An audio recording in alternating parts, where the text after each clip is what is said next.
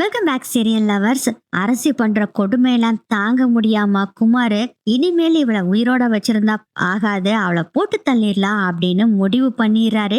இத பத்தி டீட்டெயிலா இந்த எபிசோடு ப்ரோமோ ப்ரெடிக்ஷன்ல நம்ம இன்னைக்கு பார்க்கலாம். அரசி சும்மான்னு இருக்காங்களா, கோபத்துல சாம்பார குமார் மேல சாம்பார வேற தூக்கி ஊத்துனனால செம்ம கோபத்துல இருக்காரு. அப்புறம் எப்படியோ அப்படி இப்படின்னு சொல்லி கிள்ளி அவங்க வீட்டுல மழுப்பி தப்பிச்சிடுறாங்க அரசி. ஆனா அரசிய சும்மா விடக்கூடாது அப்படின்னு குமாரும் முடிவு பண்ணிடுறாரு. அதுக்கப்புறம் நேரா அவங்க ஃப்ரெண்ட்ஸ் கிட்ட போறாரு. எல்லாம் சாயந்தரம் உட்காந்து சரக்கு அடிச்சிட்டு இருக்காங்க. சோகமா அவங்க ஃப்ரெண்ட்ஸ் கிட்ட போய் உட்காராரு. என்னடா குமாரு, உங்க அப்பா ஏதாச்சும் திட்டாரா, இவ்வளவு கோபம் வந்து உட்காந்துருக்க? அதெல்லாம் ஒண்ணு இல்லடா அப்படின்னு குமார் சொன்ன உடனே, அப்புறம் என்னடா உனக்கு இவ்வளவு கவலை? இப்பதான் புதுசா கல்யாணம் ஆயிருக்கு, பொண்டாட்டி கூட ஜாலியா இருக்கிறத விட்டுட்டு இங்க வந்து எதுக்குடா சோகமா உட்காந்துருக்க அப்படின்னு கேக்குறாங்க குமார. இங்க பாரு, இந்த கேள்வி மேல கேள்வி கேட்கறத நிறுத்திட்டு முதல்ல சரக்கு ஊத்து அப்படின்னு குமார் சொல்றாரு. அதான் கேக்குறல்ல சரக்கு ஊத்து அப்படின்னு இன்னொரு ஃப்ரெண்டு கிட்ட சொல்றாங்க. அந்த இன்னொரு ஃப்ரெண்டும் சரக்கு ஊத்துறாரு. அதுக்கப்புறம் புல் போதையாகிறாரு, மட்டையாகிற அளவுக்கு சரக்கு அடிக்கிறாரு. ஏன்னா அரசு மேல இருக்க கோவத்தை எப்படியாச்சும் காட்டணும் அப்படின்னு செம்ம கோவத்துல தான் இருக்காரு. எப்பயுமே குமார் ஓரளவுக்கு ஸ்டெடியா இருக்கிற அளவுக்கு தான் குடிப்பாரு. இன்னைக்கு மட்டையாகிற அளவுக்கு குடிச்சிட்டாரா. அவங்க ஃப்ரெண்ட்ஸ் எல்லாம் சொல்றாங்க, டே இப்ப வீட்டுக்கு போனேன்னா உன் சம்சாரத்துக்கும் உன் மேல நல்ல அபிப்பிராயம் வராது, உங்க வீட்லயும் உன்னை திட்டி நொறுக்குவாரு, உங்க பெரியப்பா அடிக்கவே செஞ்சிருவாருடா, வீட்டுக்கு போகாதா அப்படின்னு சொல்றாங்க. டே அண்ணா எவ்வளவு குடிச்சாலும் ஸ்டெடியா நிப்பண்டா, அது தாண்டா குமாரு அப்படின்னு சொல்லிட்டு தள்ளாடிட்டு பைக்கு சாவிய பைக்ல போட முடியல, அவ்வளவு போதையில இருக்கிறாரு. எங்கடா இங்க இருந்த சாவியோட ஓட்டைய காணோம் அப்படின்னு தேடிட்டு இருக்காரு. டே டே அது இங்க இருக்குடா, வாடா அப்படின்னு சொல்லி அப்புறம் கீ போட்டு வண்டியை ஸ்டார்ட் பண்ணி கொடுக்குறாங்க. குமார், நான் கொண்டு வந்து விடுறேன்டா அப்படிங்கிறாங்க. அதெல்லாம் முடியாது, நானே சூப்பரா ஓட்டிட்டு போயிருவேன் அப்படின்னு சொல்றாரு. இல்ல இல்ல, நீ இருக்கிற நிலைமையை பார்த்தா நீ ஓட்டுற மாதிரி எல்லாம் இல்ல, நீ வா நான் கூட்டிட்டு போறேன்னு சொல்லிட்டு குமாரோட ஃப்ரெண்டுல ஒருத்தர் வண்டியை ஓட்ட குமார நடுவுல உட்கார வச்சு பின்னாடி ஒரு ஃப்ரெண்டு உட்காந்துக்கிறாரு. அதுக்கப்புறம் வீட்டுக்கு போறதுக்காக ரோட்ல போய்கிட்டு இருக்கிறாங்க. அப்ப பாத்தீங்கன்னா காலை நீட்டிக்கிட்டே போறாரு. டே காலை நீட்டாதடா, ஆப்போசிட்ல வர்ற வண்டி கிண்டி அடிச்சிட போகுதுடா, காலில் அடிபட்டுண்டா அப்படின்னு அவங்க ஃப்ரெண்டு சொல்றாங்க. போடா போடா, வாழ்க்கையே போச்சு, இனி கையு போனா என்ன காலு போனா என்ன அப்படின்னு சொல்லி சினிமா டைலாக் எல்லாம் விட்டுட்டு வந்துட்டு இருக்காரு குமாரு. டே இவன் போத தலைக்கு ஏறிடுச்சுடா, முதல்ல வண்டி சீக்கிரம் ஓட்டுடா, வீட்டுல இவனை கொண்டு போய் விட்டாதான் நிம்மதியா அப்படின்னு பின்னாடி உட்காந்துட்டு இருக்காருல்ல அந்த ஃப்ரெண்டு சொல்றாரு. அதுக்கு வண்டி ஓட்டிட்டு போற ஃப்ரெண்டு, இருடா போயிட்டு இருக்கிறேன், இவன் பண்ற அலப்பறைக்கு நம்ம வண்டியை ஸ்பீடாவா ஓட்டுற மாதிரி இருக்கு அப்படின்னு சொல்லிட்டு மெதுவா எப்படியோ வண்டியை உருட்டிக்கிட்டே வீடு போய் சேர்ந்துடுறாங்க. டேய் உங்க வீடு வந்துருச்சுடா அப்படின்னு சொல்றாங்க. என்னது வீடு வந்துருச்சா அப்படின்னு சொல்லிட்டு முழிச்சு பாக்குறாரு. அவங்க வீட்டுக்கு முன்னாடி வந்து வண்டி நிறுத்துறாங்க. ஐயோ இங்க எதுக்குடா கூட்டிட்டு வந்த அப்படின்னு குமார் கேக்குறாரு. டேய் உங்க வீட்டுக்கு கூட்டிட்டு வராம வேற எங்கடா நாங்க கூட்டிட்டு போறது, இங்க இருந்தேன்னா அந்த ராட்சசிங்க இருப்பாளே அப்படின்னு சொல்றாரு குமார். ராட்சசியா, அது யாருடா? அதெல்லாம் உங்களுக்கு வேண்டாம். டேய் என்னை இப்படி கொண்டு வந்து மாட்டி விட்டுட்டீங்க பாரு, இருக்குடா உங்களுக்கு, நாளை காலையில் எப்படியும் பாப்பன்ல, இருக்கு உனக்கு ஆப்பா அப்படிங்கிறாங்க. டேய் நீ சாதாரணமா சொன்னாவே உன்னால ஒண்ணும் செய்ய முடியாது, அது ஃபுல் போதையில சொல்ற, ஒண்ணும் நடக்காது அப்படின்னு அவங்க ஃப்ரெண்டு ஒருத்தர் சொல்றாரு. அதெல்லாம் காதல் விழுகல குமாருக்கு. அப்படி தள்ளாடிட்டு போதையில வீட்டுக்கு முன்னாடி போய் நிக்கிறாரு. இது வீட்டு கதவா ஜன்னல் கதவா அப்படின்னு திருன்னு முழிச்சுக்கிட்டே அப்படியே வீட்டுக்குள்ள தள்ளாடிட்டு போறாரு. பார்த்தா ஹால்ல பாட்டி மாறி வடிவு எல்லாம் உட்காந்துருக்காங்க. நல்ல வேலைக்கு முத்துவேல் இல்ல, அதனால குமார் தப்பிச்சாரு. அப்பதான் மாடியில இருந்து கீழே இறங்கி வர்றாங்க அரசி. பொல் போதையில வந்திருக்க குமார பார்த்து, மவனை மாட்டினியா, இன்னைக்கு உனக்கு இருக்குடி அப்படின்னு சொல்லி நினைச்சுக்கிட்டு இருக்கிறாங்க அரசியும். குமார் ஃபுல் போதையில வந்திருக்கிறத பார்த்த உடனே வடிவுக்கு பயங்கர கோவம். என்னக்கா இது, இப்படி குடிச்சு போட்டு வந்திருக்கான், இப்பதான் ஒரு பொண்ணை கல்யாணம் பண்ணி நல்லா வாழ்வான்னு நினைச்சா மறுபடியும் குடிச்சிட்டு வந்திருக்கானேக்கா அப்படின்னு சொல்லிட்டு வேகமா எழுந்திரிச்சு போய், டே குமார் இதுக்குடா குடிச்சு அப்படின்னு பட்டுன்னு கையில அடிக்கிறாங்க. அவ குமார் சொல்ற, மா நான் குடிக்கலாம் இல்லம்மா, அவனை பொய் சொல்றானுங்கம்மா, யாடா இருக்கிற பொய் சொல்றதுக்கு, உன்னை பார்த்தாவே தெரியலையா, அதோ தள்ளாடிட்டு வந்திருக்க, உன் பக்கத்துல வந்தாவே கப்படிக்குது, ஏன்டா இப்படி பண்ற, அரசிக்கு தெரிஞ்ச உன்னை பத்தி என்னடா நினைப்பா அப்படின்னு சொல்லிட்டு திரும்பும் போதே பார்த்தா அரசி நின்னுட்டு இருக்கிறாங்க. அது வந்துமா ஃப்ரெண்ட்ஸ் பார்ட்டின்னு ஏதோ போயிட்டு வந்திருப்பான் போல இருக்குது அரசி, இனிமேல் நான் கவனிச்சுக்கிறேன், அவனை குடிக்க விட மாட்டான் அப்படின்னு சொல்லவும் பாட்டி சொல்றாங்க, ஆமா அரசிமா, அவனை குடிக்காம பாத்துக்கிறது எங்க பொறுப்பு, இனிமேல் இப்படிலாம் பண்ண மாட்டான் அப்படின்னு சொல்லவும் பாட்டி, இனிமேல் அவங்களை குடிக்க விடாம பாத்துக்கிறது என்னோட பொறுப்பு, நீங்க கவலை விடுங்க, நீங்க எல்லாம் போய் படுங்க, ரொம்ப லேட் ஆச்சு அப்படின்னு சொல்றாங்க அரசி. இல்ல இருக்கு ஒரு கை பிடிச்சு நானும் கூட்டிட்டு வர்றேன் அப்படின்னு வடிவு சொல்றாங்க. அரசி சொல்றாங்க, பரவாயில்ல அத்த நான் கூட்டிட்டு போய்க்கிறேன் விடுங்க அப்படின்னு, என்னங்க வாங்க அப்படின்னு சொல்லி கூட்டிட்டு போறாங்க. ஏய், உன் கையெல்லாம் பிடிக்க மாட்டோம்மா, என்ன நீ கூட்டிட்டு போய் பெட்ரூம்ல விடுமா அப்படின்னு சொல்றாரு குமார். இதுக்கு ஒண்ணும் குறைச்சல் இல்ல, போட முதல்ல அப்படின்னு சொல்லி 2 அடி வச்சு அனுப்பிச்சு விடுறாங்க. ஏமா என்ன நம்பவே மாட்டேங்கிறீங்க ஒருத்தரும் அப்படின்னு அவரு பாட்டுல புலம்பிட்டே போயிட்டு இருக்காரு. வாடாம்மா அவனே வா, உனக்கு இன்னைக்கு ஆப்பு இருக்குடா, காலையில சாம்பாரு, நைட்டு உனக்கு மிளகா பொடிடா அப்படின்னு சொல்லி கூட்டிட்டு போறாங்க அரசி குமார. பெட்ல படுக்க வச்சுட்டு கீழே வர்றாங்க அரசி. அப்போ வடிவும் கரெக்டா மேல வர்றாங்க. என்னத்த அப்படின்னு கேக்குறோம். இல்லம்மா, இந்த பாலை அந்த குமார பையனுக்கு கொடுத்துருமா, குடிச்சு போட்டு வெறும் வயித்துல வந்திருப்பாம, அந்த பாலைனாச்சும் கொடுத்துரு அப்படிங்கிறாங்க. அத்த நீங்க எதுக்கு அங்கேயும் இங்கேயும் நடந்துட்டு இருக்கீங்க, என்னை கூப்பிட்டுருந்தா நான் வந்திருப்பேன்ல. இல்லம்மா பரவாயில்ல, இந்த பாலை கொடுத்துருமா, இனிமேல் அவன் குடிக்க மாட்டாமா, நான் பேசுறேன் அவங்கிட்ட அப்படின்னு வடிவு சொல்றாங்க. அதெல்லாம் நான் பாத்துக்கிறேன் அத்தா, இனிமேல் அவரு குடிக்க மாட்டாரு, அது என் பொறுப்புன்னு நான் ஏற்கனவே சொன்னேன்ல, நான் பாத்துக்கிறேன் விடுங்க அப்படின்னு சொல்றாங்க அரசி. சரி நான் போய் படுக்கிறேன் அப்படின்னு சொல்லிட்டு அந்த பாலை அரசி கிட்ட கொடுத்துட்டு அங்க இருந்து போயிடுறாங்க வடிவு. அப்பதாங்க அரசி அவனுக்கு சும்மா மூக்குல மூஞ்சில தேய்ச்சி விடலான்னு நினைச்சேன் மிளகாப்பொடிய, ஆனா இந்த பால்ல கலந்து கொடுக்கலாம். டே குமாரு, என்னை என்னென்ன கொடுமைப்படுத்தின இருக்குடா அவனை உனக்கு அப்படின்னு சொல்லிட்டு நேரா கிச்சனுக்கு போறாங்க. அந்த பாலை எடுத்துட்டு அந்த பால் கிளாஸ்ல 10 ஸ்பூன் மிளகா பொடியை எடுத்து போட்டு நல்லா கலக்குறாங்க. அதுக்கப்புறம் ஒரு பேப்பர் எடுத்து மிளகா பொடி கொஞ்சம் எடுத்து மடிச்சு வச்சுக்கிறாங்க.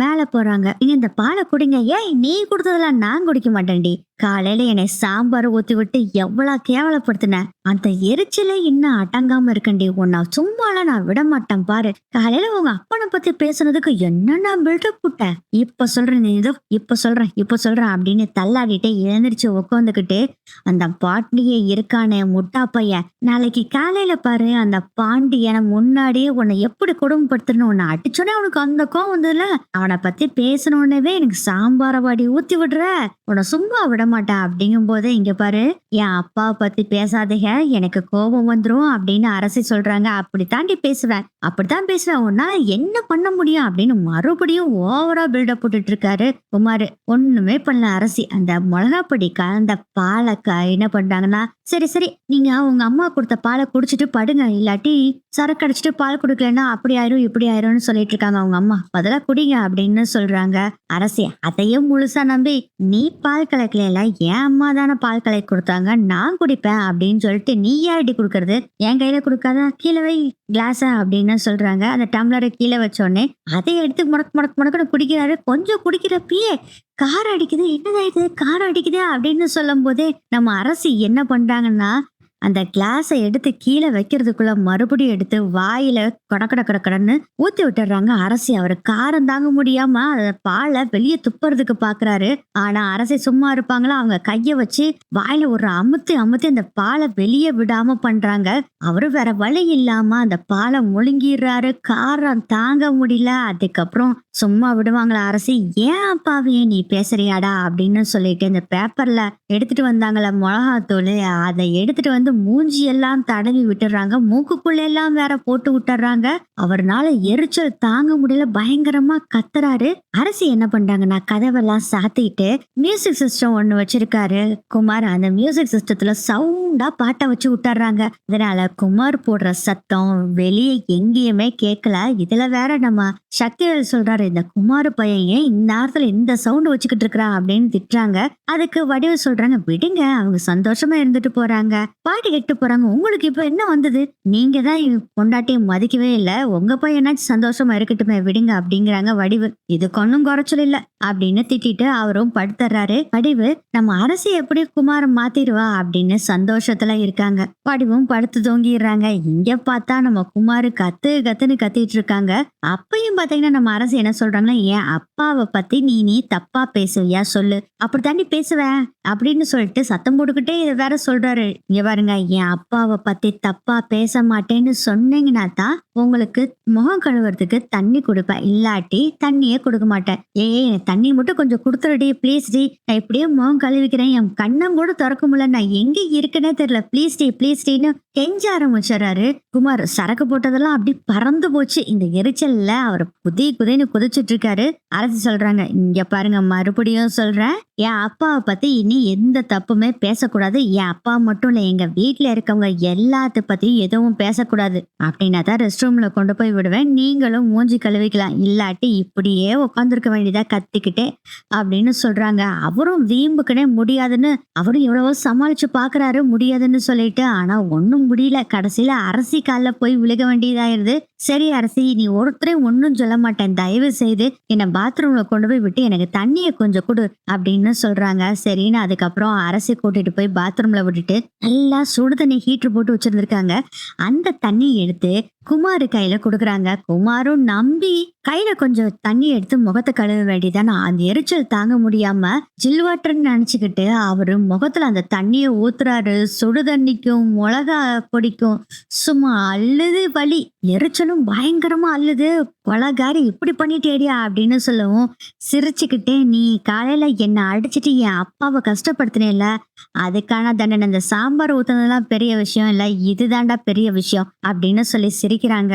சதிகாரி, தயவு செய்து எனக்கு தண்ணிய குடுறியா அப்படின்னு சொல்றாரு குமார். இங்க பாரு, இந்த வாடி பொடின்னு பேசிக்கிறதெல்லாம் வச்சுக்காத. அரசியமா தண்ணி குடுற அரசியமா அப்படின்னு கெஞ்சி கேளு, அப்பதான் தருவேன் அப்படின்னு சொல்றாங்க. சரி சரி அரசியமா தண்ணி குடு அரசியமா அப்படின்னு கெஞ்சி கேக்குறாரு குமார். அப்படி வா வலிக்கா அப்படின்னு சொல்லிட்டு அரசி தண்ணிய குடுக்குறாங்க. இனி உஷாரா இருப்பார்ல குமாரு. உடனே கையில கொஞ்சோண்டு தண்ணிய ஊத்தி பாக்குறாரு. பச்சை தண்ணி தான். அப்பாடா அப்படின்னு சொல்லிட்டு மூஞ்சிய பூரா கழுவுறாரு. மறுபடியும் பக்கெட்ல தண்ணியை புடிச்சு கொடுக்குறாங்க. மூஞ்சிய பூரா கழுவிட்டு கண்ணை முழிச்சு பாக்குறாரு. கண்ணு முழிக்கவே முடியல. பயங்கர எரிச்சலா இருக்குது. எப்படியோ தட்டு தடுமாறி வந்து பெட்ல வந்து படுத்துக்கிறாரு. அப்பதான் ஒரு முடிவெடுக்கிறாரு. ஏ அரசி, என்னவாடி கொடுமைப்படுத்துற, உன்னை சும்மா விட மாட்டான் அரசி. உள்ள பூச்சி மாதிரி ஒரு பூங்கொத்து மாதிரி இருந்த நீ இப்போ காட்டாறு வெள்ளமா மாறிட்டியோ, உன்னை சும்மா விட்டுருவனா நானு? இருக்குடி உனக்கு இந்த காட்டாறு வெள்ளத்தை அணை கட்டி நான் அட்டக்கரம் பாரு அப்படின்னு சொல்லி நினைச்சிட்டு இருக்காரு. எரிச்சல் தாங்க முடியல. இதை வீட்டுல வேற சொல்ல முடியாதே, என்ன பண்றதே? அதனால அந்த எரிச்சலோடவே படுத்திருக்காரு. காலையில ஆச்சோ என்னமோ அப்பவே எழுந்திருச்சு ஹாஸ்பிட்டலுக்கு போய் எரிச்சல் தாங்க முடியலன்னு மருந்தெல்லாம் வாங்கிட்டு ஆயில்மெண்ட் எல்லாம் வாங்கிட்டு வீட்டுக்கு வர்றாரு. வீட்டுக்கு வந்தோடனே குமாரை பார்த்து, எங்கடா போயிட்டு வந்தா அப்படின்னு பாட்டி கேக்குறாங்க.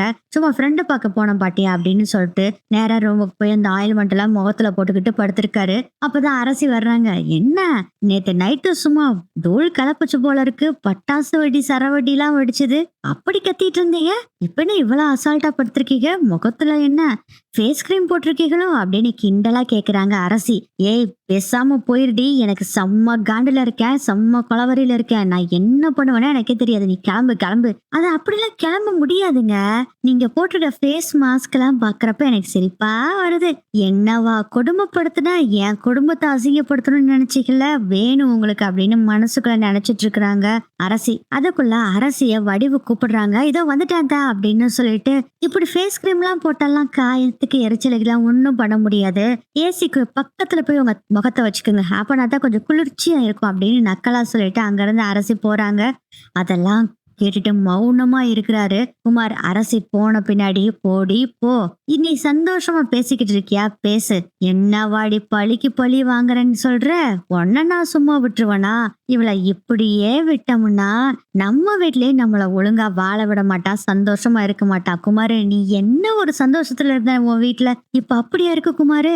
இல்ல, இந்த நிலைமைய மறுபடியும் வளர விட்டுக்கிட்டே இருந்தோம்னா அவ்வளவுதான், நம்ம கதி அதோ கதி ஆயிரும். அதனால இந்த அரசிக்கு ஒரு பாயசத்தை போற்ற வேண்டியதா அப்படின்னு முடிவு பண்றாரு குமாரு. என்ன பண்ணலாம் அப்படின்னு யோசனை பண்றாரு. அன்னைக்கு கொண்டு போய் காட்டுல விட்டுட்டு வந்தோம், ஆனா தப்பிச்சு வந்துட்டா, அது மாதிரி நம்ம பண்ணக்கூடாது, இவளை பிளான் பண்ணி மர்டர் பண்ணும் அப்படின்னு நினைக்கிறாரு. ஆனா அது மர்டரா இருக்கக்கூடாது, தற்செயலா நடந்த மாதிரி இருக்கணும் அப்படின்னு பிளான் பண்றாரு. என்ன பண்ணலாம் அப்படின்னு யோசனை பண்ணும்போது ஒரு சூப்பர் ஐடியா வருது. அரசி தூங்குவாள்ல, அப்ப தலகாணி வச்சு அமுத்தி கொண்டுறலாம் அப்படின்னு முடிவு பண்றாரு குமாரு. டே குமாரு, நீ ஜீனியஸா இருக்கியடா, எப்படி உனக்கு மட்டும் இப்படி அறிவு வேலை செய்யுது அப்படின்னு சொல்லி அவரை புகழ்ந்துகிட்டு இருக்கிறாரு. வீட்டுல எல்லாத்துக்கிட்டையும் அரசிய ரொம்ப அன்பா பாத்துக்கிற மாதிரி நம்மளும் நடிக்கணும், அரசிக்கிட்டையும் அட்டிங்க போற மாதிரி இருக்கணும், அப்பனாத்தான் அரசியும் கொஞ்சம் லிபரலா இருப்பா. அந்த சமயத்துலதான் இதை பண்ணணும் அப்படின்னு முடிவு பண்றாரு. அதுக்கப்புறம் முகத்தை எல்லாம் கழுவிட்டு கீழே இறங்கி வர்றாரு. எல்லாரும் உட்காந்து பேசிட்டு இருக்காங்க. முத்துவேலும் சக்திவேல் 2 பேரும் சாப்பிட்டு குடோனுக்கு கிளம்பிடுறாங்க. அப்பதான் வர்றாரு. குமாரு, ஏன்டா குமாரு என்ன இங்கேயும் இப்பதான் வர்ற, குடோனுக்கு போகலையா அப்படின்னு பாட்டி கேக்குறாங்க. இல்ல பாட்டி, இனிமேல் தான் நான் போகணும், சாப்பிட்டுட்டு கிளம்புறேன் பாட்டி அப்படின்னு சொல்லும் போதே பாத்தீங்கன்னா, சரி போய் சாப்பிட்டுட்டு போ அப்படின்னு சொல்லவும் அதுக்கு குமார் சொல்றாரு, இன்னைக்கு நம்ம எல்லாரும் ஒண்ணா உட்காந்து சாப்பிடலாமா அப்படின்னு கேக்குறாரு பாட்டி கிட்ட. என்ன என் பேரன் இப்படி எல்லாம் மாறிட்டான், இதெல்லாம் அரசி வந்த நேரம் தான் அப்படின்னு ரொம்ப சந்தோஷமா இருக்காங்க பாட்டி. வடிவு மாறி ரெண்டு பேரும் சொல்றாங்க, என்ன குமாரு புது புது பழக்கமா சொல்லிக்கிட்டு இருக்கா? இல்ல நம்ம எல்லாரும் ஒண்ணா சாப்பிட்டா நல்லா இருக்கும்லம்மா, அதான் சொன்னேன் அப்படின்னு கேக்குறாங்க. அவங்களுக்கும் சந்தோஷம். அரசி எப்படி எல்லாம் இவனை மாத்தி கொண்டு வந்திருக்கா, ரொம்ப சந்தோஷமா இருக்குன்னு சொல்லிட்டு சாப்பிடலாம் அப்படின்னு சொல்லிட்டு பாட்டி, வடிவு, மாரி, அரசி, குமார் இவங்க 5 பேரும் உட்காந்து சாப்பிடுறாங்க. குமார் என்ன பண்றாங்கன்னா, அரசிய விழுந்து விழுந்து கவனிக்கிறாரு குமாரு. இந்தா அரசி எடுத்து இந்தா இட்லி வச்சுக்கொண்டு சாம்பார் ஊத்து அப்படின்னு சொல்லி அப்படி எப்படின்னு ஓவரா பில்டப் போட்டுட்டு இருக்கிறாரு. அப்பவே சந்தேகமா இருக்கு அரசிக்கு, என்னடா இது சோழியம் குடுமி சும்மா ஆடுமா, இவன் என்ன பண்றான்னு தெரியலையே, ரொம்ப நம்ம மேல பாசம் இருக்கிற மாதிரி காமிச்சிட்டு இருக்கிறான். நேத்து என்னமோ கொண்டு போய் நடுக்காடுல விட்டுட்டு வந்தான், இன்னைக்கு எங்க கொண்டு போய் விடுவானோ தெரியலையே.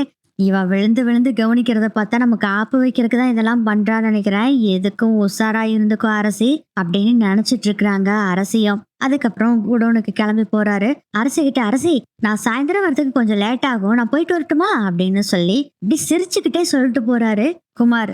சரிங்க போயிட்டு வாங்க அப்படின்னு டாட்டாலாம் காமிச்சிட்டு, இல்ல இல்ல இவன் ஏதோ ஒண்ணு பண்ண போறான் இன்னைக்கு. எனக்கு அரசிக்கு டவுட், என்ன பண்ணுவான், எங்கேயாச்சும் கூட்டிட்டு போறேன்னு சொல்லுவானோ அப்படின்னு யோசனை பண்ணிக்கிட்டே இருக்காங்க அரசியும். ஈவினிங் ஆகுது, ஆனா குமார் வரல. என்னடா இது இந்த குமார் பையனை காணாமே அப்படின்னு அரசியும் வெயிட் பண்ணிட்டு இருக்காங்க. ரொம்ப லேட்டாகி வராரு. வந்த பின்னாடி அரசி கிட்ட கடிஞ்சு எதுவுமே பேசவே இல்லை.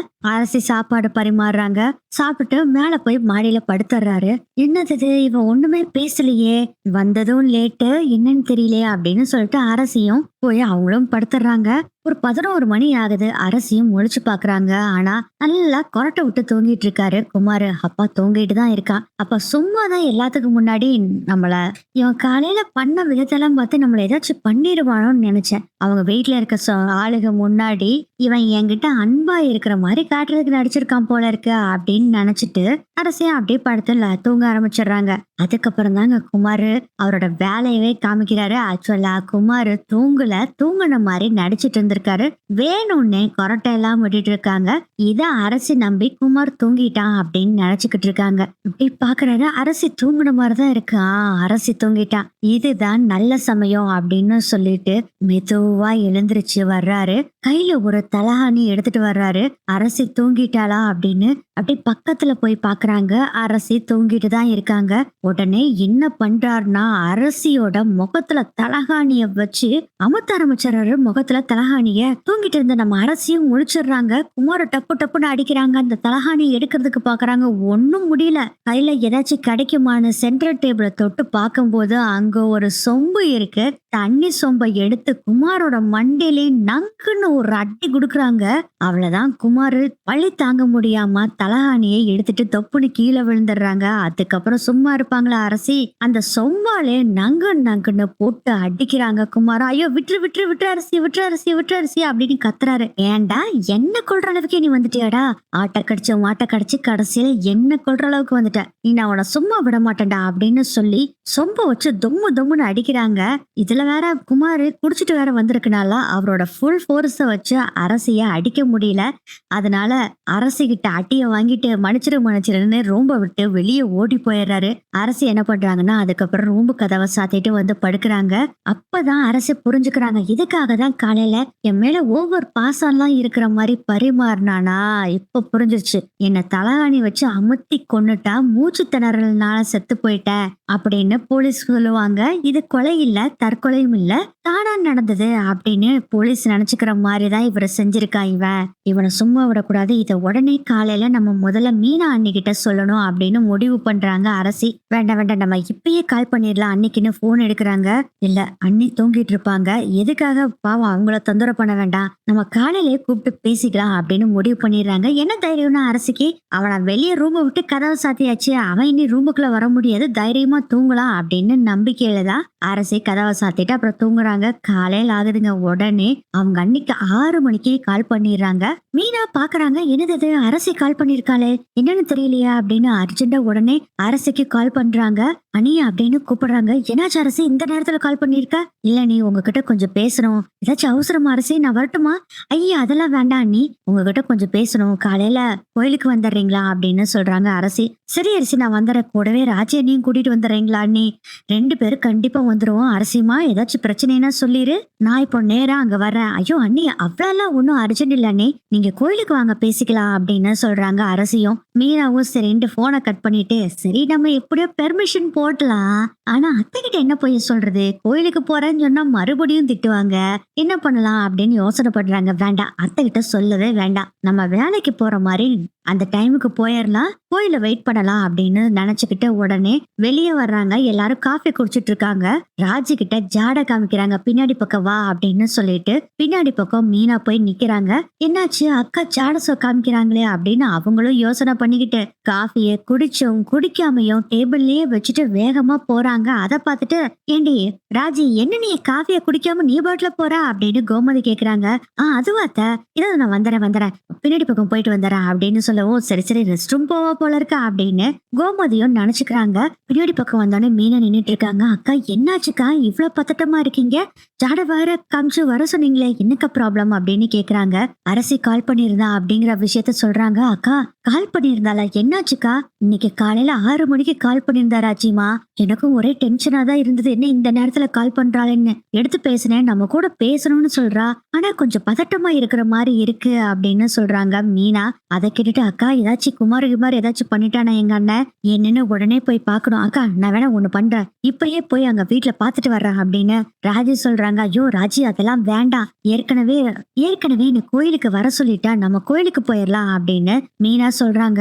எங்க அண்ணன் என்னத்தை பண்ணி வச்சானோ தெரியலையே, பாவம் அரசி அப்படின்னு சொல்றாங்க. இல்ல பதட்டமா தான் பேசினா, ஆனா தைரியமா தான் இருந்தா, அப்ப ஒண்ணும் நடக்கலன்னு தானே அர்த்தம், ஒன்னும் அவனை அடிச்சிருக்கலாம் மாட்டா, நம்ம தைரியமா இருக்கலாம், அடிச்சிருந்தா உடனே சொல்லிருப்பா, இப்போ ஒன்னும் சொல்லல, அதனால பயப்பட வேண்டாம் அப்படின்னு சொல்றாங்க மீனா.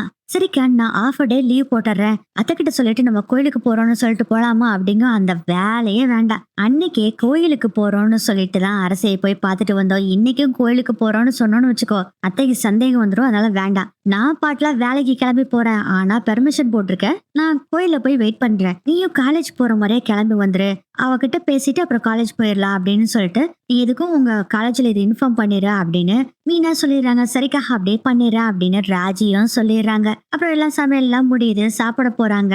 சாப்பிட்டுக்கிட்டே மீனா கஞ்சாட காமிக்கிறாங்க. ரெடி ஆயிட்டியா அப்படின்னு கேக்குறாங்க. ரெடிக்கா, நீ முதல்ல கோயிலுக்கு போ, அப்புறம் நான் வர்றேன் அப்படின்னு 2 பேரும் குசு குசுன்னு பேசிட்டு இருக்காங்க. அதை பாக்குறாங்க கோமதி. என்ன அக்கா தங்கச்சி 2 பேரும் குசு குசுன்னு பேசிட்டு இருக்கீங்க, என்ன விஷயம்? அதெல்லாம் ஒண்ணு இல்ல, நேத்தே ஒரு நாடகம் பார்த்தோமா, அது எப்படி இருக்குன்னு சொல்லி பேசிக்கிட்டு தான், வேற ஒண்ணு இல்லத்த அப்படின்னு மீனா சொல்றாங்க. நம்பிட்டேன் கோமதி அப்படின்னு சொன்னோடனே, அத்த என்னத்த அப்படின்னு அப்படி கொஞ்சிக்கிட்டு இருக்காங்க மீனா. சரி சரி போடி அப்படின்னு சொல்லி சிரிச்சுக்கிட்டே கோமதியும் சொல்லிடுறாங்க. அதுக்கப்புறம் மீனா வேலைக்கு கிளம்புற மாதிரி மீனாவும் ஒரு பக்கம் கிளம்பி போறாங்க. கோயில வெயிட் பண்ணிட்டு இருக்காங்க. ராஜியும் காலேஜ் கிளம்பி வெளியே வர்றாங்க. பார்த்தா அங்க கதை நின்றுட்டு இருக்காரு. காலேஜுக்கு தானே போறாவா, அவனை கொண்டு போய் விடுறா அப்படிங்கிறாங்க. அஜ்ஜோ இவன் வேற விடுறேங்கிறானே, என்ன பண்றது அப்படின்னு யோசனை பண்றாங்க. இல்ல நான் என் ஃப்ரெண்டை பார்த்துட்டு அப்படின்னு நடந்து போவேன், நீ போயிரு முன்னாடி அப்படின்னு சொல்றாங்க. என்ன பார்க்கவே பதட்டமா இருக்கிற மாதிரி இருக்கு, என்ன பிரச்சனை அப்படின்னு கேக்குறாங்க. சாச்சா அதெல்லாம் ஒண்ணு இல்ல, நீ கிளம்பு நான் போய்க்கிறேன் அப்படின்னு எப்படியோ கதிர்கிட்ட இருந்து தப்பிச்சு காலேஜுக்கு போற மாதிரி போய் சொல்லிட்டு கோயிலுக்கு வந்துடுறாங்க ராஜியும். ஆனா இன்னும் வரல அரசி. எனக்கா இன்னும் அரசி வரலையா அப்படின்னு கேக்குறாங்க மீனா கிட்ட. இன்னும் வரல ராஜி, பாக்கலாம், வந்துருவா இன்னும் கொஞ்ச நேரத்துல வந்துருவா, நான் அப்பவே போன் பண்ணேன், வந்துருவேன்னு சொன்னா, வந்துருவ விட்டு அப்படின்னு சொல்றாங்க. அப்புறம் 2 பேரும் வெயிட் பண்ணிட்டு இருக்காங்க. இங்க நம்ம அரசு என்ன பண்றாங்கன்னா, எனக்கு அம்மா அப்பாவை பார்க்கணும் போல இருக்கு, ஆனா போய் பேச முடியாது, அதனால கொஞ்ச நேரம் கோயிலுக்கு போயிட்டு வரட்டுமா அத்தா அப்படின்னு கேக்குறாங்க. மாறி சொல்றாங்க, தாராளமா போயிட்டு வாமா, நானும் வேணா கூட வரட்டுமா அப்படிங்கிறாங்க. வடிவு சொல்றாங்க, வேண்டாம் வேண்டாம் நான் கூட போயிட்டு வரேன் அப்படிங்கிறாங்க. ஐயோ, இது என்னடா இது இப்படி சொல்றாங்களே அப்படின்னு நினைச்சுக்கிட்டு, இல்ல இல்ல நானே போயிட்டு வந்துடுறேன், கொஞ்சம் மனசு விட்டு சாமி கிட்ட பேசிட்டு வரணும் அத்தை அப்படின்னு சொல்றாங்க. பாட்டி சொல்றாங்க, அவதான் போயிட்டு வரேங்கிறாள், அவங்க அம்மா அப்பா இப்படி இருக்கிறாங்கல்ல, எப்படா பேசுவாங்கன்னு அவளுக்கும் தோணும், விடு அரசியம்மா போயிட்டு வரட்டும் விடு அப்படின்னு பாட்டி சொல்றாங்க. சரிங்க அத்தை, சரிங்க அத்தை மாறி சொல்லிட்டு பத்திரமா போயிட்டு வாமா அப்படின்னு சொல்றாங்க. நான் போயிட்டு வந்துருவேன் அப்படின்னு சொல்லிட்டு அங்க இருந்து கிளம்புறாங்க. அரசியும் கோயிலுக்கு வர்றாங்க. மீனா ராஜிய பார்த்தோன்னே ஓடி வந்து ரெண்டு பேத்தையும் கட்டி பிடிச்சுக்கிறாங்க அரசி. அதை பார்த்துட்டு ரெண்டு பேரும் பயந்து போயிடறாங்க. ஏன் அரசி, என்னாச்சு அரசி அப்படின்னு கேக்குறாங்க. ராஜி கண்ணை தொடச்சுக்கிட்டு இருக்கிறாங்க. ஏன் அரசி கேட்டுட்டு இருக்காங்களா, என்னாச்சு அரசியமா சொல்லு, ஏதாச்சும் கொடுமைப்படுத்தினானா, அவன் அடிச்சானா அப்படின்னு சொல்றாங்க. இல்ல இல்லன்னு தலையாட்டுறாங்க. நான் தான் அவன் மேல சாம்பார் தூக்கி ஊத்துறேன் அப்படின்னு ரெண்டு பேரும் சிரின்னு சிரிக்கிறாங்க. வேணும் உனக்கு வேணும் அப்படின்னு ராஜி சொல்றாங்க.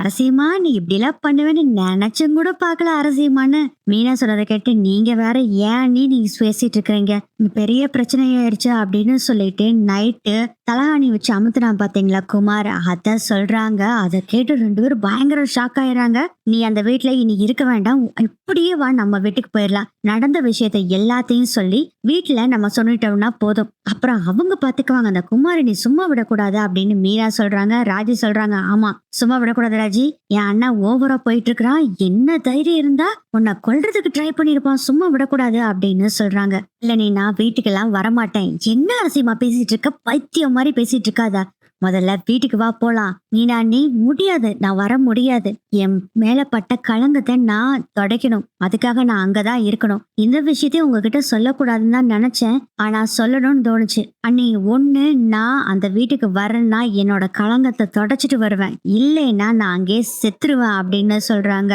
அரசியமா இப்படி பேசுறதெல்லாம் முதல்ல நிறுத்து, எங்களுக்கு தேவை உன்னோட உயிர், நீ நல்லா இருக்கணும், அவனை பத்தி எங்களுக்கு கவலையும் இல்ல, அதே மாதிரி நீ சொல்லிட்டு இருக்க பாரு இந்த மானம் கீனோன்னு, அதெல்லாம் பத்தி கவலையே இல்ல, நீ உயிரோட இருக்கணும், அதுதான் எங்களுக்கு முக்கியம் அப்படின்னு சொல்றாங்க மீனா. ராஜி சொல்றாங்க, ஆமா கதிர்கிட்ட சொல்லணும் அப்படின்னு. ராஜி சொல்றாங்க, ஐயோ அண்ணி நீங்க எதையும் சொல்லிடாதீங்க, அண்ணன்கிட்ட சொன்னீங்கன்னா அண்ணனுக்கு பயங்கர கோவம் வந்துடும், அப்புறம் எல்லாரும் சேர்ந்து அவனை ஏதாச்சும் பண்ணிடுவாங்க அப்படின்னு சொல்றாங்க. அப்போ என்ன பண்ணலான்னு ஐடியா பண்ணிட்டு இருக்க அப்படின்னு மீனா கேக்குறாங்க. இல்ல நான் அந்த வீட்லயே தான் இருக்க போறேன், அந்த குமாரை கொடுமைப்படுத்த போறேன், இங்க பாரு குமாரை கொடுமைப்படுத்த போறேன்னு சொல்லிட்டு கடைசியில உனக்கு ஏதாச்சும் ஆயிர போகுது ராஜிமா, இல்ல மீனா நீ நான் அங்கதான் இருக்க போறேன் அப்படின்னு சொல்றாங்க. சரி நீ அங்கேயே இரு அப்படின்னு மீனா சொல்றாங்க. ராஜி சொல்றாங்க, என்ன மீனாக்கா பேசிட்டு இருக்கிறீங்க, அவ அங்க போய் இருக்கிறீங்க, அவ உயிருக்கே ஆபத்து, எதுக்காக நம்ம அரசுக்கு உயிருக்கே ஆபத்துன்னு தெரிஞ்சு கொண்டு போய் விடணும், வேண்டாம் அப்படின்னு ராஜி சொல்றாங்க. இல்ல ராஜிமா இதுக்கு வேற ஒரு சூப்பரான பிளான போட்டுட்டேன் அப்படின்னு மீனா சொல்றாங்க. என்னக்கா, அதெல்லாம் ஐடியா பண்ணிட்டேன், இது ஏதாச்சும் நடக்கணும்னு நான் ஏற்கனவே நினைச்சதுதான், அதே மாதிரி நடந்திருக்கு. சரி அரசியமா நீ வீட்டுக்கு போ, இன்னும் கொஞ்ச நேரத்துல சுகன்யா சித்தி அங்க வருவாங்க, சித்தப்பாவும் வருவாங்க, அவங்க ரெண்டு பேரும் உன்னை பாத்துக்குவாங்க சரியா அப்படின்னு சொல்றாங்க. ஐயோ அவங்களையெல்லாம் எதுக்கு, அத்தனாலதான் எனக்கு இவ்வளவு பிரச்சனையோ அப்படின்னு அரசி சொல்றாங்க. அதுக்கு மீனா சொல்றாங்க, அவங்க தானே பிரச்சனையை உருவாக்குனது, அவங்களே சரி பண்ணட்டும். அக்கா நீங்க சொல்றதெல்லாம் ஒத்துக்க முடியாது, சுகன்யா சித்தி இல்ல அவங்களுக்கு தான் சப்போர்ட் பண்ணும், நமக்கு சப்போர்ட் பண்ணாது. இல்ல ராஜி கண்டிப்பா நமக்கு சப்போர்ட் பண்ணுவாங்க, ஏன்னா அப்படி ஒரு வெளுத்து வாங்கி இருக்கிற அவங்கள, எனக்கு உண்மை தெரிஞ்சிருச்சுன்னு அவங்களுக்கு தெரிஞ்சிருச்சு, எப்படி இருந்தாலும் இந்த உண்மையை நான் வெளியே சொல்லிடுவேன்னு பிளாக்மெயில் பண்ணியே நம்ம சொல்ற வேலையை எல்லாத்தையும் அவங்கள செய்ய வைக்கலாம் அப்படின்னு மீனா பிளான் பண்றாங்க. சரி நீ இப்ப என்ன பண்றது அப்படின்னு கேக்குறாங்க அரசி. அரசியமா நீ எப்பயும் போல அந்த வீட்டுல இரு, உனக்கு பாதுகாப்புக்கு சித்தப்பாவும் சோனியா சித்தியும் அங்க வருவாங்க, நீ கவலைப்படாத, மத்தது எல்லாமே நாங்க பாத்துக்கிறோம்னு மீனா சொல்றாங்க. சரி அண்ணி, அண்ணி என்னதான் தைரியமா பேசினாலும் மனசுக்குள்ள ஒரு பயம் இருக்கு, நீ திக்கு திக்குன்னு இருக்கு, நீ இந்த குமார சொம்பாலே அடிச்சு வெளியே துரத்தி கதவை சாத்தினாலும் எப்படியாச்சும் உள்ள வந்துருவானோன்னு பயந்துகிட்டே தூங்கிட்டு இருந்தான், நீ எப்படியோ நான் அதுல இருந்து தப்பிச்சுட்டேன் அப்படிங்கிற மாதிரி சொல்றாங்க. அரசியமா நீ கவலையப்படாத, அவனை நாங்க எல்லாரும் சேர்ந்து பாத்துக்கிறோம், நீ சொன்ன மாதிரியே உன்னோட சபதத்துல ஜெயிக்கிறதுக்கு நாங்க உனக்கு ஹெல்ப் பண்றோம் ஓகேவா அப்படின்னு சொல்லிடுறாங்க. தேங்க்ஸ் அண்ணி, நீங்க எல்லாரும் இருக்கிற தைரியத்துலதான் இருக்க அப்படின்னு இவ்வளவு நேரம் பயங்கர தைரியமா பேசிட்டு இருந்த அரசி அவங்க மனசுக்குள்ள இருந்த பயம் கொஞ்சம் கொஞ்சமா வெளியே வந்து இவங்க கிட்ட அந்த பயத்தை பூரா கொட்டிடுறாங்க. சரி அரசி இப்ப பயத்தை பூரா எங்க கிட்ட கொட்டிட்டே இப்ப தைரியமா இருக்கேல்ல, நான் தைரியமா இருக்கேன், நீங்களா இருக்கீங்களா, அப்புறம் இதுக்கு எனக்கு கவலை அப்படின்னு சொல்லிட்டு சரி நான் கிளம்புறேன்னு அங்க இருந்து கிளம்பிடுறாங்க அரசி. மீனா அரசி ரெண்டு பேரும் ஆக்சுவலா என்ன பிளான் பண்றாங்கன்னா, கோயிலுக்கு சுகன்யாவையும் பழனியும் வர சொல்றாங்க. பழனி சொல்றாரு, இல்லம்மா மாமா திட்டுவாரு, கடையில நிறைய வேலை இருக்கு. அட மாமாவை என்ன சித்தப்பா பாத்துக்கிட்டு இருக்கீங்க, ஏதாச்சும் ஒரு டெலிவரி பண்றேன்னு தூக்கிட்டு இங்க வந்துருங்க, சாமானத்தை தூக்கிட்டு அப்புறம் போய் டெலிவரி பண்ணிக்கிங்க அப்படின்னு சொல்றாங்க. ஏன்னா இது ரொம்ப முக்கியமான விஷயம் அப்படிங்கிற மாதிரி சொல்லவும் சரின்னு சொல்லிட்டு பழனி, மாமா இந்த டெலிவரில கொடுத்துட்டு வந்துட்டுமா அப்படின்னு. ஆமாடா, அதை கொண்டு போய் முதல்ல கொடுத்துட்டு வந்துரு, கஸ்டமர் கால் பண்ணிக்கிட்டே இருக்கிறாங்க அப்படின்னு சொல்றாங்க. சரி மாமா, நான் போயிட்டு வரேன் அப்படின்னு சொல்லிட்டு அபாடா எப்படியோ தப்புச்சுடா சாமி அப்படின்ட்டு அவரும் வண்டி எடுத்துட்டு கிளம்பி வந்துடுறாரு. நேரா கோயிலுக்கு வந்துடுறாங்க. சுகன்யாக்கு கால் பண்ணி வர சொல்லிடுறாங்க. சுகன்யாவும் அவங்க ஒரு பொய்ய சொல்லிட்டு கோயிலுக்கு வந்துடுறாங்க. அதுக்கப்புறம் தான் சுகன்யா கிட்டயும் பழனி கிட்டயும் நடந்த விஷயத்த பூரா சொல்றாங்க. இதை கேட்டு கொந்தளிச்சு போயிடுறாரு பழனி. இதை கேட்டு பயங்கர ஷாக்ல இருக்காங்க சுகன்யா. ஐயோ, அடுத்தது நம்மள தானே பிடிப்பாங்களே அப்படின்னு பயந்துட்டு இருக்கிறாங்க.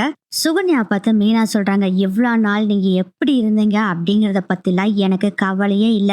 இனிமேல் நீங்க எங்களுக்கு தான் சப்போர்ட் பண்ணும், முக்கியமா அரசிக்கு. அத விட்டுட்டு நீங்க பாட்டுல ஏதாச்சும் ஒண்ணு பம்ப இழுத்துக்கிட்டு இருந்தீங்கன்னு வச்சுக்கோங்க, அவங்களுக்கு சப்போர்ட் பண்ணிட்டு இருக்கீங்க. அரசிக்கு சாதகமா இல்லைன்னு தெரிஞ்சதுன்னா நாங்க உங்களை என்ன வேணாலும் பண்ணுவோம். அப்புறம் நீங்க இந்த குமாருக்கு சப்போர்ட் பண்ணது, அப்புறம் எல்லா விஷயத்தையும் வீட்டுல சொல்ல வேண்டியது இருக்கணும். அப்புறம் இந்த 2வது கல்யாணமும் புஷ்ஷுன்னு போயிரும், ஞாபகம் வச்சுக்கோங்க. சித்தப்பா என்ன சொல்றீங்க அப்படிங்கவும் பழனி சொல்றாரு, இங்க பாரு சுகன்யா, அந்த குமாருக்கு நீ சப்போர்ட் பண்ணதை நான் கேள்விப்பட்டதே எனக்கு பயங்கர கோபமா இருந்தது.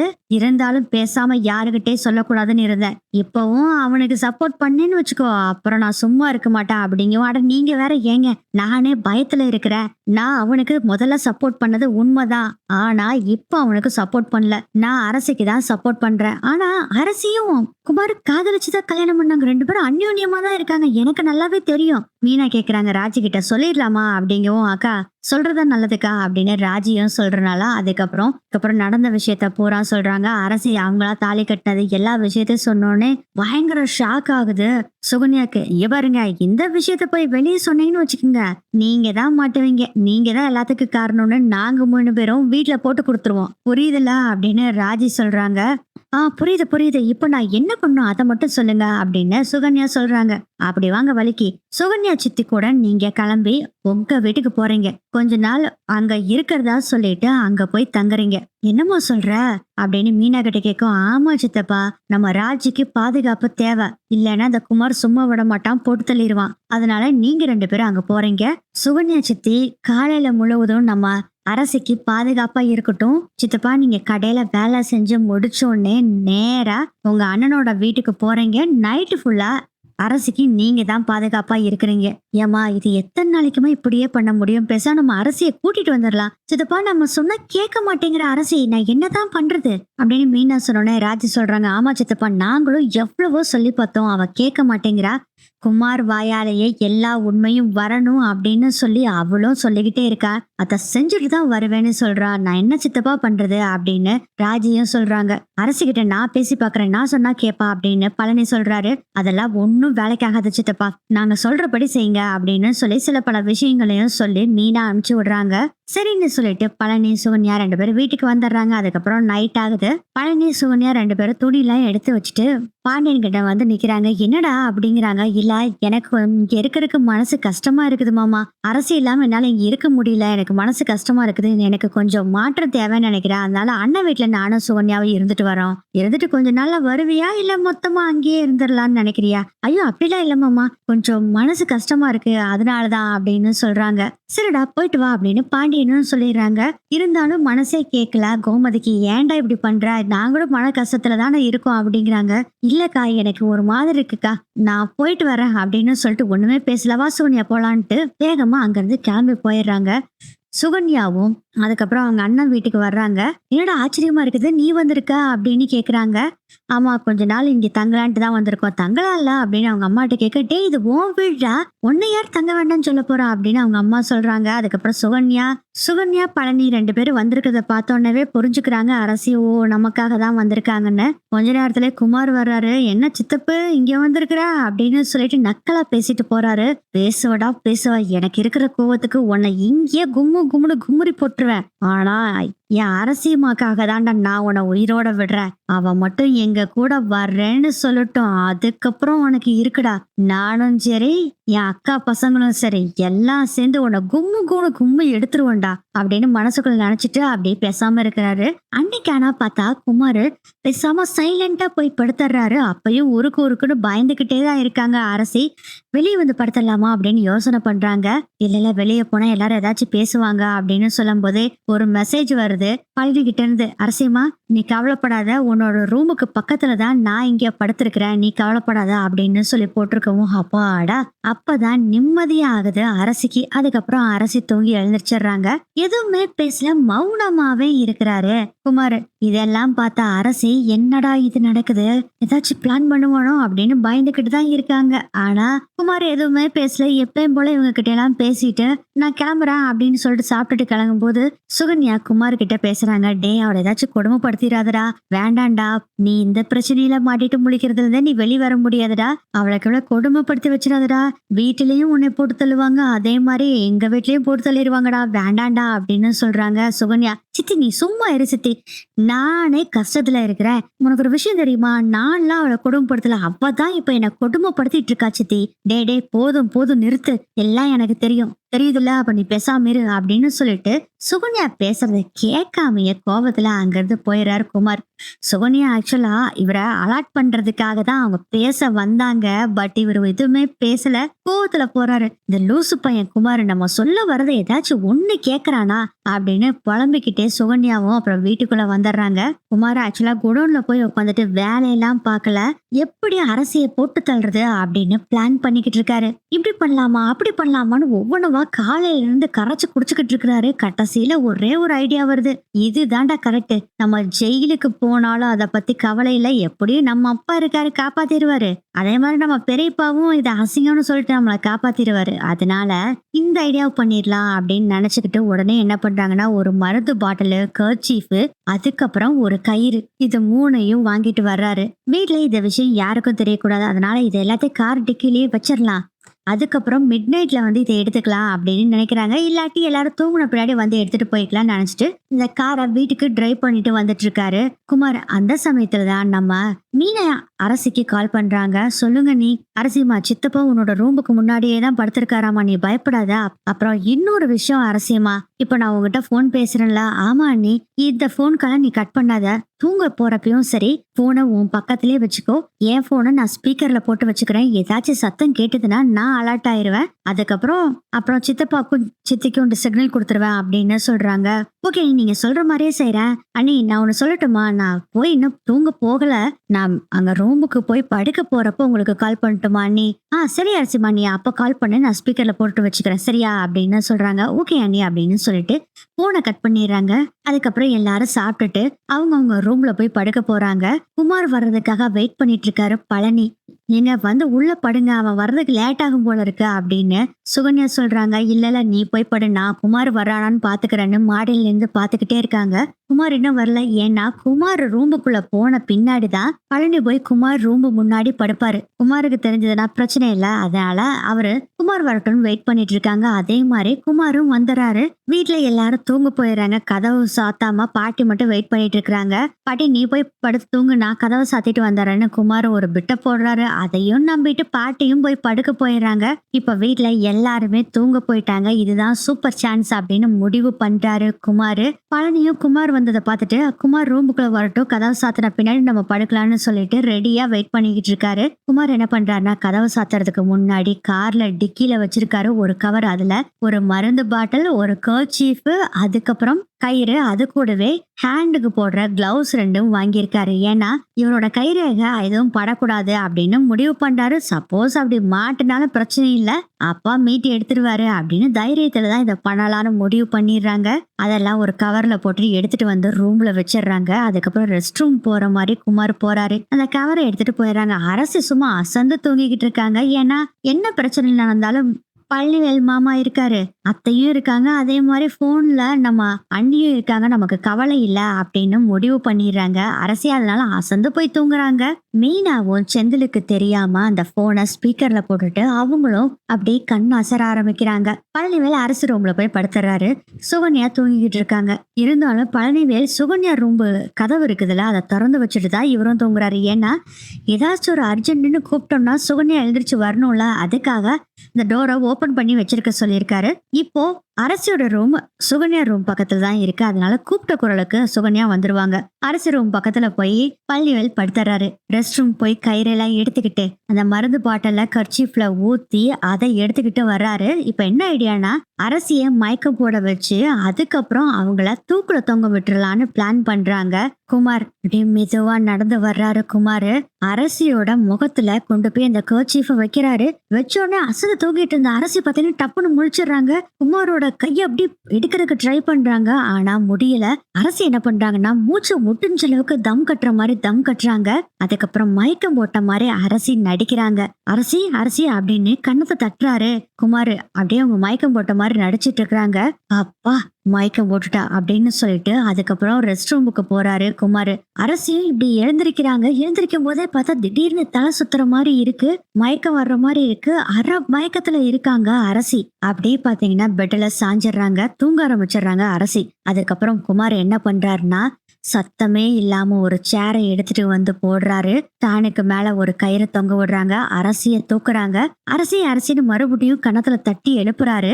அரசி எழுந்திருக்கல. அப்படியே மயக்கத்துல இருக்காங்க. ஆனா இந்த கன்னத்துல தட்டுனார்ல ஆக்சுவலா அரசி ஃபுல் மருந்தையும் மூக்குல உறிஞ்சவே இல்ல. அவங்க கொஞ்சம் மூச்சு தம் கட்டுனால கொஞ்சோண்டு மருந்து உள்ள போனதுனால அரை மயக்கத்துல இருந்தாங்க.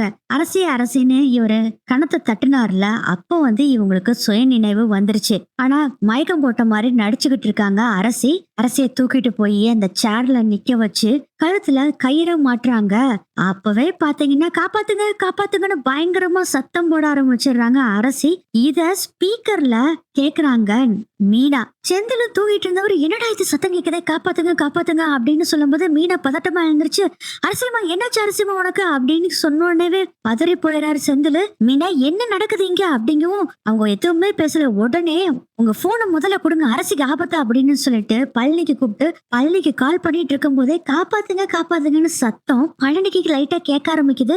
உடனே அவரும் தடாபுடான்னு எழுந்திருக்கிறாரு. கரெக்டா மீனா கிட்ட இருந்து கால் வருது.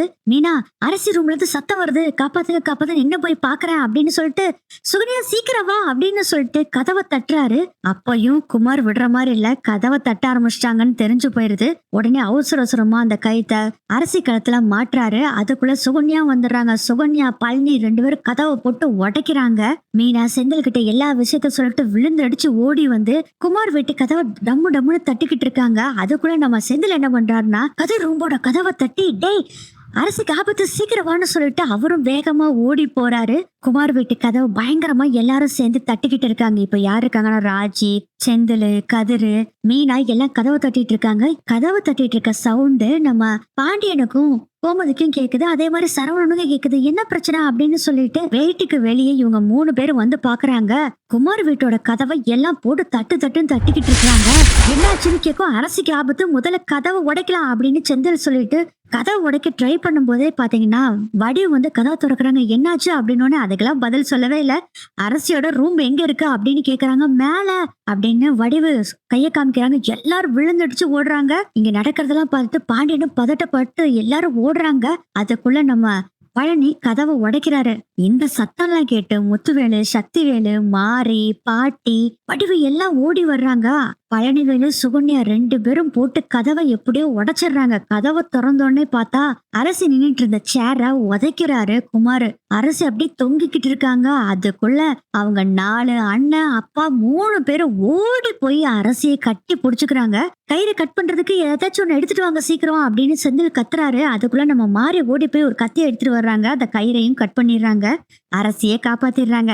இதனடா இத்தனை கூட்டம் வந்திருக்குன்னு திரு திருன்னு முடிச்சுக்கிட்டு இருக்காரு குமார். முடிஞ்சது நம்ம கதை அப்படின்னு குமாருக்கு தெரிஞ்சு போயிருது. திரு திருன்னு முழிக்கிறாரு. பழனிவேலு சும்மா இருப்பாரா? சும்மா அடி பின்னி எடுக்கிறாரு குமார.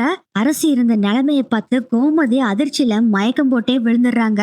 அரசியும் மயக்கத்துல தான் இருக்காங்க. தண்ணியெல்லாம் தொலைச்சு பாக்குறாங்க. எழுந்திருக்கல. சரி டாக்டர்கிட்ட கூட்டிட்டு போயிடலாம் அப்படின்னு நினைக்கிறப்பதான் கை கால்லாம் கொஞ்சம் லைட்டா அசைய ஆரம்பிக்குது. லைட்டா கண்ணை திறக்கிறாங்க.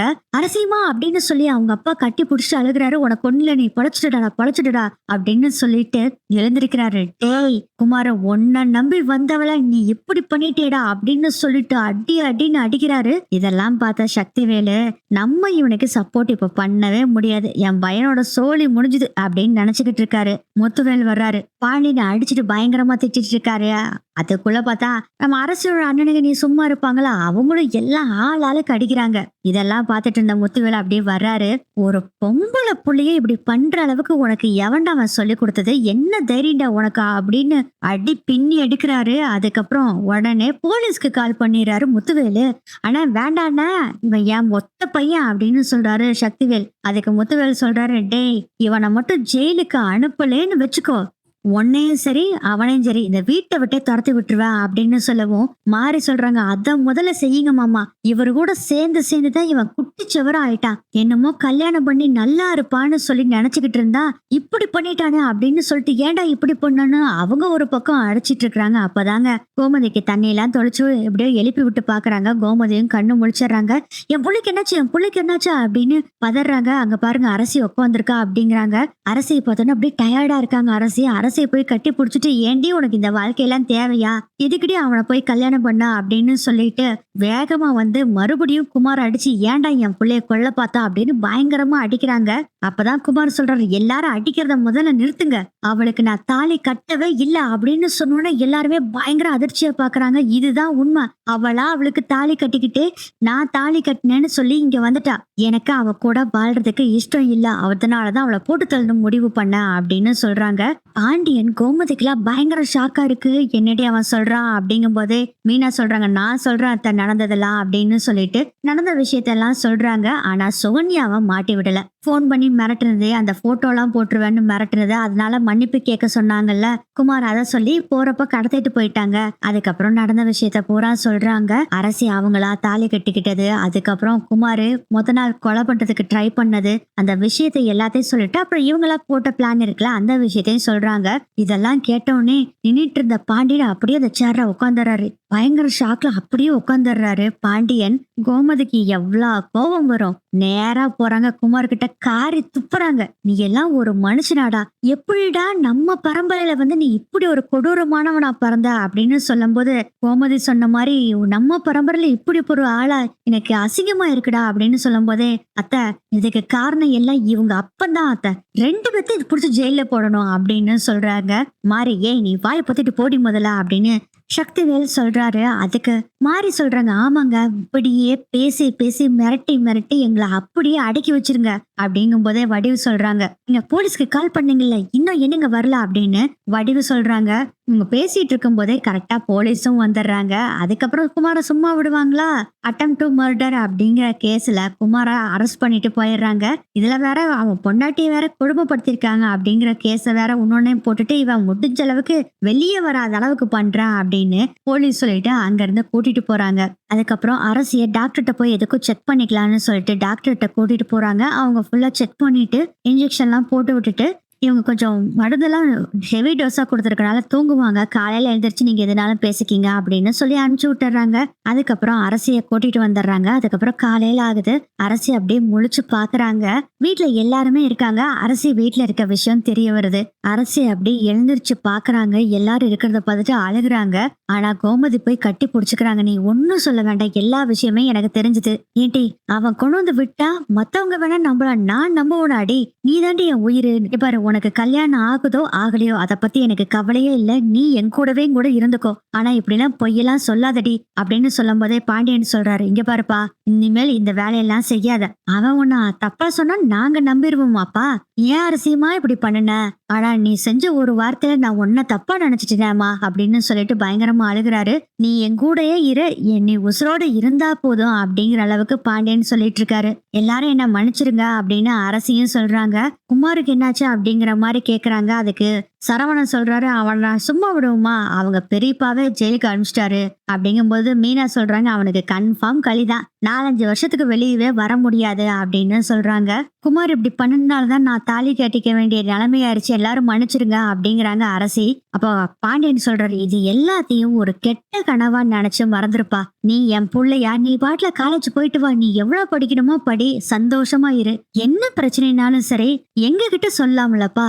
அவன் மிரட்டுனாங்கிறத ஏன் எங்கிட்ட சொல்லினா உன் அண்ணனை கிட்ட சொல்லியிருக்கலாம்ல, சொல்லியிருந்தேனே இத்தனை பிரச்சனை வந்திருக்காதுல்ல அப்படின்னு சொல்லும் போதே, ஆமா நான் செஞ்சது தப்புதான்ப்பா, இந்த விஷயத்த நான் அண்ணி கிட்டனாச்சும் சொல்லியிருக்கணும், அண்ணன் கிட்ட சொல்லியிருக்கணும், நீங்களே நான் லவ் பண்ண அப்படின்னு ரொம்ப ஃபீல் பண்ணிக்கிட்டு இருந்தீங்க, இப்போ இந்த பிரச்சனையை சொல்ல வேண்டாம்னு நினைச்சுதான் இப்படி பண்ணி கடைசியில மாட்டிக்கிட்டேன் அப்படின்னு அரசி சொல்றாங்க. அப்ப மீனாவும் ராஜியும் சொல்றாங்க, இந்த விஷயத்தை இதோட நிறுத்திடலாம் அப்படின்னு சொன்னோன்னே எல்லாரும் வெளியே ஓடி வந்து பாக்குறாங்க. டிவில நியூஸ் ஓடிட்டு இருக்கு.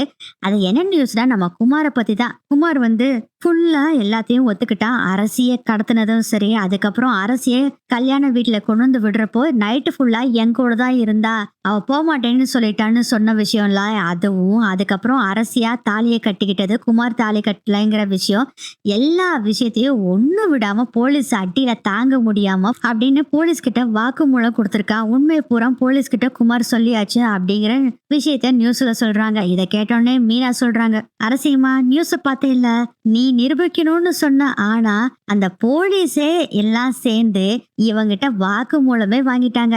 நீ நிரூபிச்சிருந்தா இந்த ஊர் மக்களுக்கு மட்டும்தான் தெரிஞ்சிருக்கும். ஆனா இப்போ உலகத்துல இருக்க தமிழர்கள் எல்லாத்துக்குமே இந்த விஷயம் தெரிஞ்சிருச்சு. உன் மேல எந்த தப்புமே இல்ல, இதுக்கு எல்லாத்துக்கும் காரணம் குமார் தான் தெரிஞ்சு போச்சு. இப்போ நீ சந்தோஷமா இருக்கேல்ல, உன்னோட சபதம் ஜெயிச்சிருச்சுல்ல அப்படின்னு சொன்னோடனே சிரிச்சுக்கிட்டே ஆமா நீ அப்படின்னு சொல்லி அப்படியே அவங்க அப்பாக்கு தோல்ல சாஞ்சிட்டு அப்படியே சோஃபால உட்காந்துருக்காங்க அரசி. இப்ப எல்லாத்துக்குமே செம ஹாப்பி. ஆனா பாட்டி, மாரி, முத்துவேலு, வடிவு இவங்க எல்லாரும் இப்படி ஒரு பையனை நம்ம வளர்த்திருக்கமேன்னு ரொம்ப ஃபீல் பண்ணிக்கிட்டு இருக்காங்க. ஆனா சக்திவேல் சும்மாலாம் இல்ல, எப்படியாச்சும் குமாரை மீட் எடுத்துடணும்னு அவரும் ட்ரை பண்ணிட்டு இருக்காரு. ஒன்னும் வேலைக்கே ஆகல. வக்கீல் சொல்றாரு, உங்க பையனுக்கு ஜாமீன் வாங்குறதுங்கிறது ரொம்ப கஷ்டம் சார், அவனே வாக்குமூலம் கொடுத்துட்டான், நம்மளால இனி ஒண்ணுமே பண்ண முடியாது, களி கன்ஃபார்ம் உங்க பையனுக்கு அப்படின்னு சொல்றாங்க. இதை நினைச்சிட்டு ரொம்ப ஃபீல் பண்ணிட்டு இருக்காரு சக்திவேல். அவங்க அண்ணன் மேல பயங்கர கடும் கோபத்துல இருக்காரு சக்திவேல். ஆனா பாண்டியன் வீட்டுல எல்லாருமே சந்தோஷமா இருக்காங்க. இப்போ இப்படிதான் இந்த எபிசோடு நகரும்னு நினைக்கிறேன்.